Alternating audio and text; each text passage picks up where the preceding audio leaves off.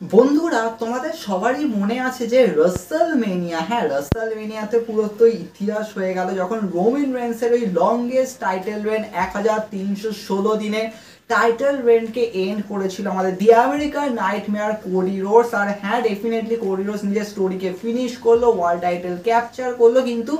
রাসেলমেনিয়া থেকে কি শুরু হলো ভাই? কোডি রোডসকে মারাত্মকভাবে ক্রিটিসিজম, কারণ রোমান রেন্স যে অরাটা বিল্ড করেছিল, যে স্টোরি লাইন দিয়েছিল, ব্লাড লাইন স্টোরি লাইন, যেটাকে আমরা বলবো অ্যাবসলিউট সিনেমা, কোডি রোডস কি তার ধারে কাছে যেতে পেরেছে? দেখো, কোডি রোডস এই রাসেলমেনিয়া থেকে আমি যদি সামারস্ল্যাম অব্দি যদি পুরো রান ধরি, তাহলে কোনো একটা ম্যাচ, হ্যাঁ তোমরা বলবে যে ম্যাচ ওয়াইজ তো ক্লাসিক ছিল, no doubt, just like Logan পলের সাথে, এজে স্টাইলের সাথে, কিন্তু যদি আমরা ভাবি যে হ্যাঁ যেটা ফিল দিয়েছে অ্যাবসলিউট সিনেমা, আমরা কি সেরকম পেয়েছি? কিন্তু রোমান রেন্সের স্টোরি লাইনের মধ্যে জাস্ট লাইক স্যামি জেনের আসা থেকে শুরু করে অনেক কিছু কিন্তু এমন ফ্যাক্টর হয়েছে যেগুলো কিন্তু অ্যাবসলিউট সিনেমা ফিল দিয়েছে। আর ডেফিনেটলি তার পেছনে রিজন হচ্ছে ব্লাড লাইনের স্টোরি লাইন,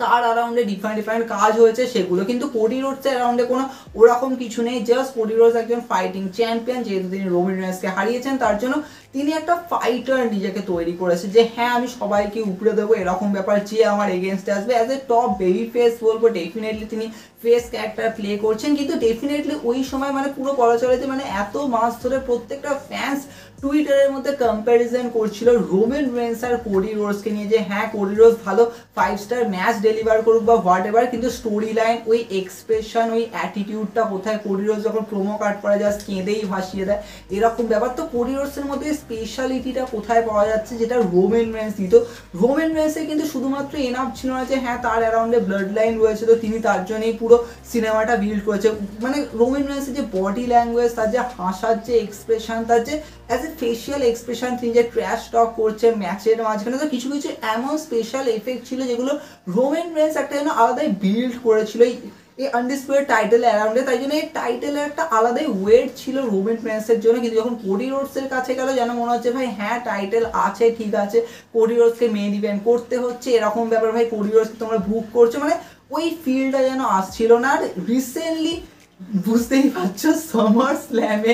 রোমান রেন্স আসার পর থেকে আজকে তো সকালে সারা দিন ধরে এটাকে নিয়ে ডিসকাশন করছে যে রোমান রেন্স কি তাহলে কোডি রোডসকে বা ছাপিয়ে চলে যাবে? কোডি রোডস এই যে এতদিন যে সুখের মতো যে মানে স্ম্যাকডাউনে প্রোমো কাট করা থেকে শুরু করে মেন স্টোরি লাইন, আমি বলবো ব্লাড লাইনের সাথে স্টোরি লাইন বলো বা হোয়াট এভার, একটা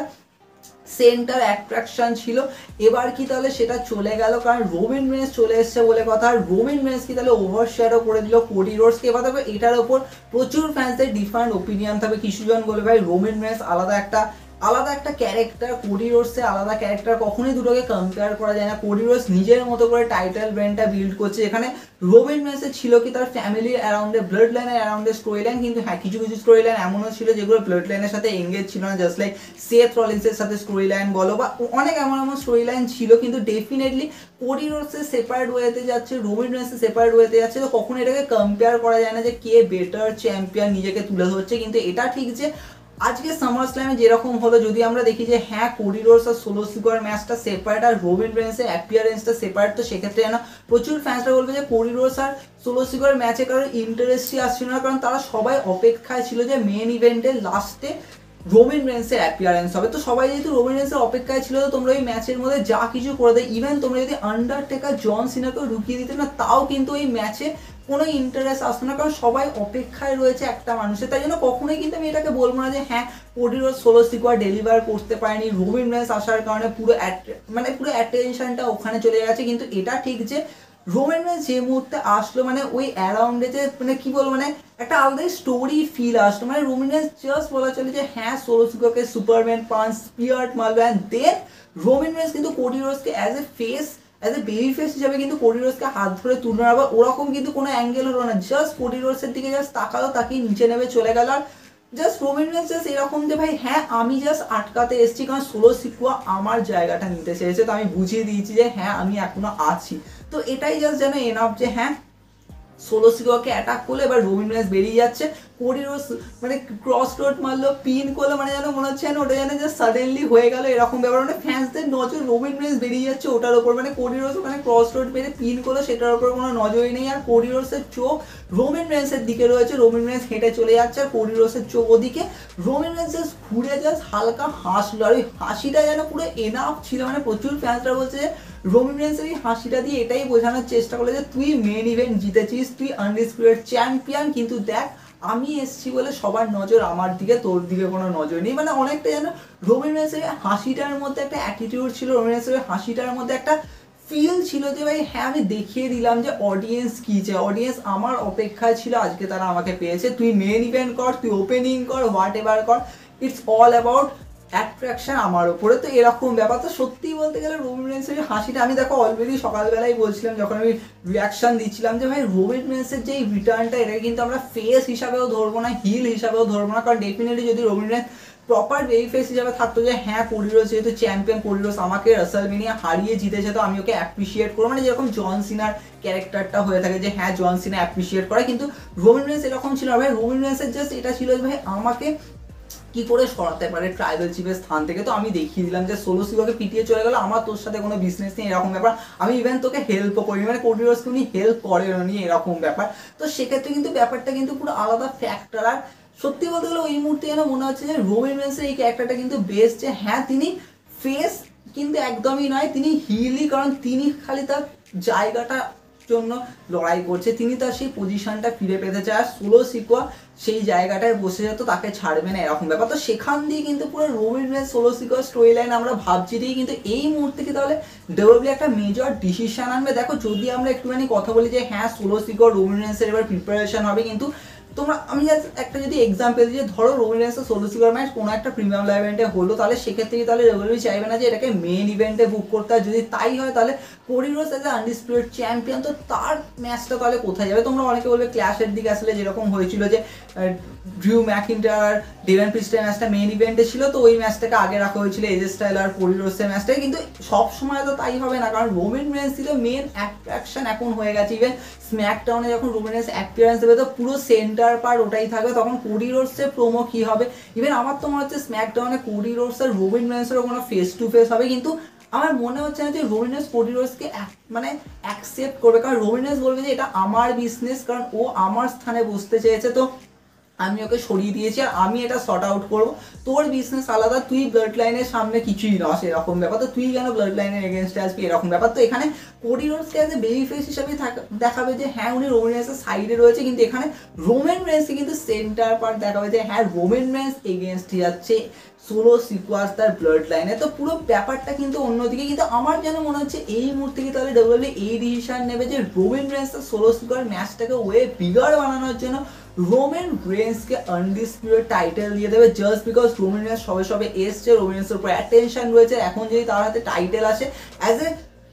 মানে ভাবতে পারছো সোলো সিকোয়ার এগেনস্টে তিনি কিন্তু টাইটেলটা ডিফেন্ড করছে। এবার তোমরা অনেকে বলবে রোমিন রেন্সের সোলো সিকোয়ার ম্যাচ ট্রাইবাল কমব্যাট ওই উলাফালা মালাটা থাকবে, তো এটাই তো এনাফ, কিন্তু আমার মনে হয় যে অ্যাট্রাকশন বিল্ড করার জন্য এনাফ নয়, কারণ দেখো স্টোরি লাইনের দিক দিয়ে আমাদের জন্য মনে হবে যে হ্যাঁ ঠিক আছে, কিন্তু আমরা ভাবো একটা পোস্টার রেডি হচ্ছে যেটা একটা প্রিমিয়াম লাইভ ইভেন্টকে মানে কি বলবো মানে শো করা হচ্ছে, তো সেখানে কোনো টাইটেল নেই, জাস্ট দুজন ফেস সামনাসামনি রয়েছে, কি ট্রাইবাল কমব্যাট ম্যাচ, তো অনেক ফ্যান্সটা তো এর সাথে লিঙ্কই হতে পারবে না যে ভাই এটার মানে কি, এখানে কোনো টাইটেল নেই তাহলে কিসের জন্য ফাইট, বা এটাকে মেন ইভেন্ট লেভেলে কি করে বুক করা হচ্ছে। হ্যাঁ তোমরা অনেকে বলবে যে অনেক মেন ইভেন্ট যেমন আমরা রাসেলমেনিয়া দেখেছি জন সিনা রকের ম্যাচ, যেটা রাসেলমেনিয়া 28, তো সেখানে তো কোনো টাইটেল ছিল না, কিন্তু দেখো কিছু কিছু ক্ষেত্রে এরকম হয় যে স্টার পাওয়ার এনাফ থাকে যে একটা ম্যাচকে বুক করার জন্য মেন ইভেন্ট লেভেলে, কিন্তু কিছু কিছু ক্ষেত্রে কি হয় যে টাইটেলকে অন দ্য লাইন রাখতে হয়, সেটা কি বলবো মানে এই ম্যাচটার ওয়েট বাড়ায়, তো সেক্ষেত্রে তাহলে এটা হতে পারে যে গাইস রোমান রেন্সের কাছে আনডিসপিউটেড টাইটেল আসবে। আর দেখো এই মুহূর্তে যেন মনে হচ্ছে ডব্লিউডব্লিউ তাহলে এই ওয়েতে এগোতে পারে, কারণ দেখো সিম্পল ফ্যাক্ট হচ্ছে কোডি রোডস টাইটেল নিয়ে রান দিচ্ছে, নো ডাউট ঠিক আছে চলো, কিন্তু ফ্যান্সটা যে মুহূর্তে রোমান রেন্সকে দেখছে, তো রোমান রেন্সের উপর একটা মানে একটা সেন্টার মারছে, একটা ফোকাস চলে আসছে, তাহলে কি এটা হতে পারে যে রোমান রেন্স আসার পরে ডিমান্ড করলো রাসেলমেনিয়া রিম্যাচ, আর দেখো এটা যদি হয় তাহলে কোডি রোডস যেহেতু as a top baby face, তো কোডি রোডস এটাকে অ্যাকসেপ্ট বলে, বা দেখো এখানে যদি সত্যি রিম্যাচটা হয় তাহলে কিন্তু এখানে দুটো পসিবিলিটি হতে পারে, এক হচ্ছে যে এই ম্যাচটার মধ্যে সোলো সিকোয়া ইন্টারফেয়ার করবে, সোলো সিকোয়া দুজনের উপর অ্যাটাক করবে, যার চক্করে ম্যাচটার কোনো ক্লিয়ার উইনার অবভিয়াসলি বেরোবে না, ডিসকোয়ালিফিকেশন এন হবে। কিন্তু ডেফিনেটলি রোমান রেন্স আর কোডি রোডসের রেসলমেনিয়ার রিম্যাচ, এটা যদি কোনো প্রিমিয়ার লাইভ ইভেন্ট যদি স্ম্যাকডাউনেও বুক করে দাও তাও কিন্তু এটা ওয়ে বিগার হবে। কিন্তু অবভিয়াসলি সোলো সিকোয়া মাঝখানে ঢোকার কারণে এই পুরো ম্যাচটা ভেস্তে যাবে। সোলো সিকোয়া রোমান রেন্স আর কোডি রোডস দুজনের উপরেই অ্যাটাক করবে, তো সেখান দিয়ে একটা ওয়ার গেম বিল্ড আপের ব্যাপার হবে যে রোমান রেন্স কোডি রোডস একসাথে হয়, কোডি রোডস ওদিক দিয়ে জে উসোকে নিয়ে আসবে, রোমান রেন্স এদিক দিয়ে জিমি উসোকে নিয়ে আসবে, এখান দিয়ে রিউনাইট হওয়া উসোতে, সেটাও কিন্তু একটা ক্লাসিক ওয়েতে বুক হতে পারে। অথবা গাইস যদি ডাব্লিউডাব্লিউ সত্যি এরকম ওয়েতে এগোয় তাহলে এটা হতে পারে যে রোমান রেন্স কোডি রোডসকে হারাবে, কিন্তু এটা পুরো ফেয়ার উইন হবে রোমান রেন্সের। কোনো ইন্টারফারেন্স অবভিয়াসলি, কারণ রোমান রেন্স যেহেতু এজ এ ফেস ক্যারেক্টার আছে, তো এখানে কোনো ইন্টারফারেন্স নেই। রোমান রেন্স কোডি রোডসকে হারালো, রোমান রেন্স আনডিসপুটেড টাইটেল ক্যাপচার করলো, সেখান দিয়ে রোমান রেন্স সোলো সিকোয়ার এগেনস্টে তো গেল, কিন্তু সোলো সিকোয়ারকে হারানোর পরে রক এসে অ্যাটাক করলো, সেখান দিয়ে রোমান রেন্স আর রকের ম্যাচ বিল্ড হওয়া শুরু হলো। কিন্তু অপর দিক দিয়ে আমরা দেখবো যে কোডি রোডস রোমান রেন্সের কাছে হেরে গেছে, যেখানে রোমান রেন্সকে তিনি হারিয়েছিলেন রাসেলমেনিয়ায়, কিন্তু এই হারটা কোডি রোডস মেনে নিতে পারবে না, সেখান দিয়ে কোডি রোডসের হিল ক্যারেক্টার বিল্ড হওয়া শুরু হবে। দেখো আমার মনে হয় যে এরকম যদি ওয়েতে বুক হয় তাহলে কিন্তু একটা নেক্সট লেভেল হতে পারে। কিন্তু স্টিল আমার যেটা মনে হচ্ছে ডাব্লিউডাব্লিউ রোমান রেন্সকে একবার হয়তো আনডিসপিউটেড টাইটেলে অ্যাপ্রোচ করবে, আর সেটা একটা ক্লাসিক স্টোরি লাইন, কারণ ডেফিনেটলি রোমান রেন্স এখানে কিন্তু অ্যাজ এ হেল্পার হিসেবে কিন্তু আসেনি যে হ্যাঁ কোডি রোডসের সাইড, তো সেটাও কিন্তু একটা ম্যাটার। তবে তোমাদের কি মনে হয় গাইস, তোমরা সেটা কমেন্টে জানাতে পারো, কারণ এই মুহূর্তে রোমান রেন্সের ক্যারেক্টার হিল নাকি ফেস কার এগেনস্টে যাবে। আমরা এটা জানি যে সোলো সিকোয়ার এগেনস্টে তো যাবে, কিন্তু কোডি রোডসেরও কি এগেনস্টে যাবে, তো সেটাও কিন্তু প্রচুর বড় ফ্যাক্টর করছে। তবে আরও ডিটেলসে ডিসকাশন করা যায়, আমরা অলরেডি করেছি, আরও করবো, কিন্তু ফ্যাক্টর কিন্তু অনেক কিছু ভাই, রোমান রেন্স আসার পর থেকে অনেক অনেক ফ্যাক্টর বিল্ড হয়েছে। তবে অনেক ডিসকাশন হবে, দেখা হবে নেক্সট এপিসোডে।